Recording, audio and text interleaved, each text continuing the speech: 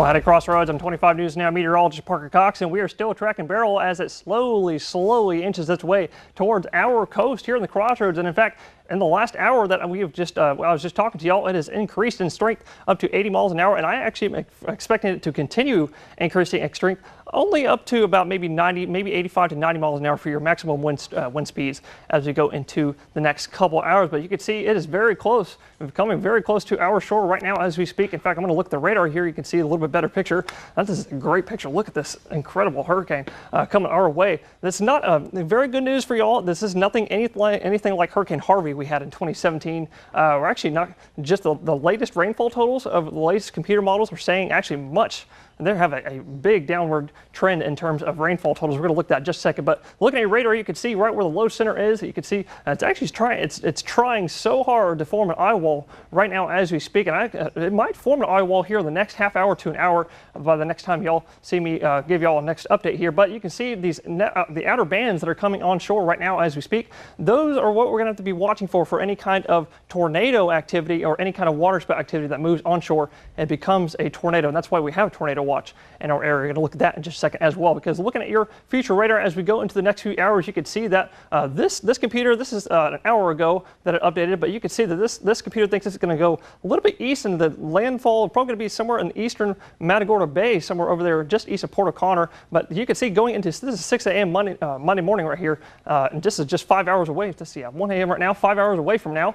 You can see going all the way into Wharton County and all the way into Matagorda County as well. But by noontime, it's already out of our area, and by the afternoon, look at this, it is completely gone. There might be a couple isolated showers and thunderstorms left over, but the heaviest stuff is going to be all done by noontime, I'm thinking, for today. Looking again at your forecast track here for Beryl, you can see as it makes landfall, it's going to, you just saw it right there on the future radar, going to keep going north-northeasterly on a north-northeasterly track into eastern Texas, and it's going to already be a tropical storm, decrease to a tropical storm status by the time we get into later this afternoon and to early this evening. But like I said, it's still strengthening right now, so it could be a very high-end Category 1 by the time it makes landfall. We're going to look at your wind gust here as we go into the next few hours. As 1 a.m. going to 3 a.m., right around the time I'm thinking of making landfall, somewhere between 2 or 3, maybe even somewhere between 2 or 3:30. But like I said, I'm thinking that the exact center of it is going to be somewhere right around Palacios, honestly, maybe even just a tad bit east of that, maybe about 20,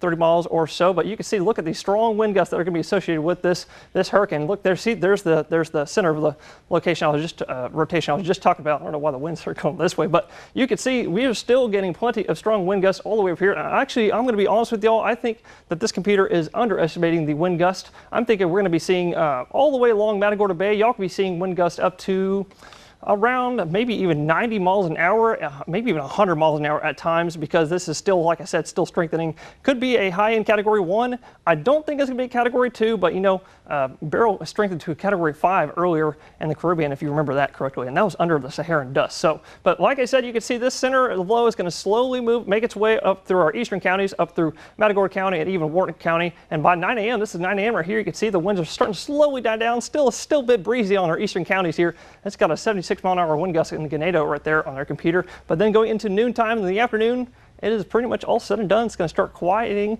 down for us in the crossroads. But looking at your warnings and watches right now, you still have your tropical storm warnings. Those are the blue colors that you see right here. And you got your hurricane warnings. That's going to be where you see those hurricane force winds that you just saw right there. And I actually just double checked that.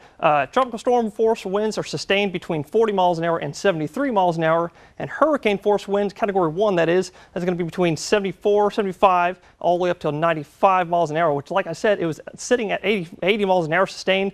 Could ramp up to 85 or maybe even 90, which would be a high-end Category 1, very close to a low-end Category 2. But like I said, you can see that's why we have our hurricane warnings all the way along our coastal counties, and includes Aransas and even all the way into Matagorda Bay, where it's going to make landfall. But they also have those hurricane warnings, and they also have storm surge watches and warnings, because the storm surge is going to be up to 4 to 6 feet anywhere east of, or I guess northeast of Matagorda Bay, going into Matagorda County and even all the way up to Brazoria County as well. That's where your storm surge is going to be. I'm thinking it could be between 4 to 6 feet anywhere southwest of Port Lavaca, Port O'Connor, even down in Seadrift. Y'all could see storm surge between 1 to 3 feet. So not as terrible for y'all. Now, like I said, this isn't Harvey. We're not going to have like 1 foot, 2 foot storm surge. We're not going to have 5 feet of rain dumped in Houston. In fact, we're going to look at your rainfall totals right here. You can see as we go into later this afternoon, this is 3 p.m.